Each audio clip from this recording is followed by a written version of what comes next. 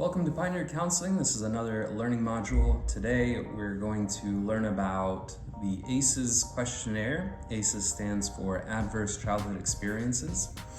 And the purpose of this questionnaire is to assess for various traumas from early on, so early childhood, on to 18 years old.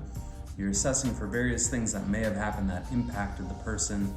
These adverse childhood experiences could impact them, impact the individual or the client for the rest of their life. So you can use this questionnaire really at any point to see what their upbringing was like and to maybe source or pinpoint some issues, some experiences that they may have ran into.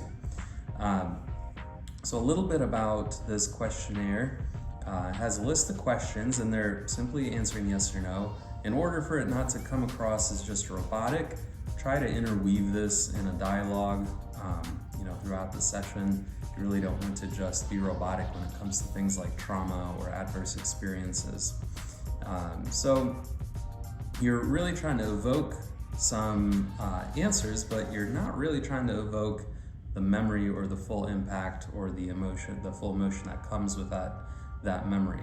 So you got to kind of find a fine balance there with that information.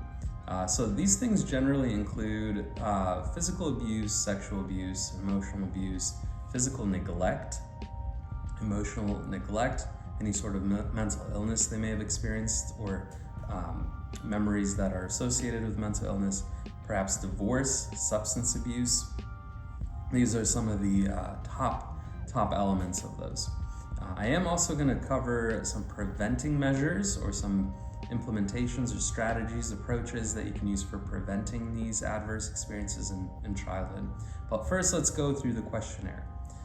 I'm going to try to put the questionnaire up here to go through it together. If not, I'll just read through it right now and you can listen as I go.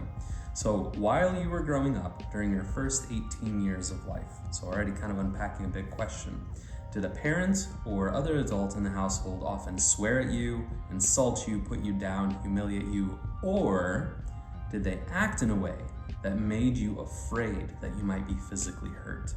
Okay, so there's two pieces there. Did this happen? And did you also feel afraid that you may become physically hurt? So they're answering yes or no to that.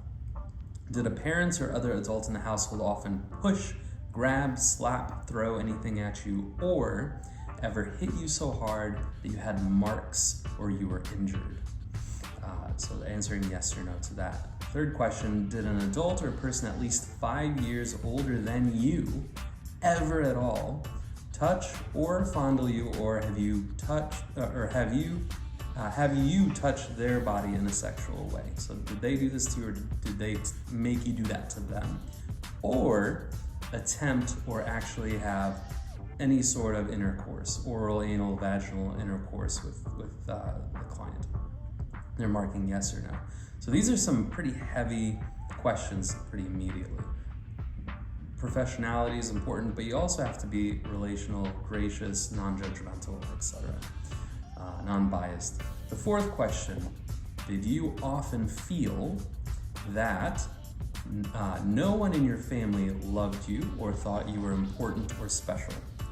Or, this is still in the fourth question, or your family didn't look out for each other, feel close to each other, or support each other? They're answering yes or no to that. You're noticing the framework here, the structure already, that on one hand is, did this happen, yes or no, and did you feel this sort of way, yes or no?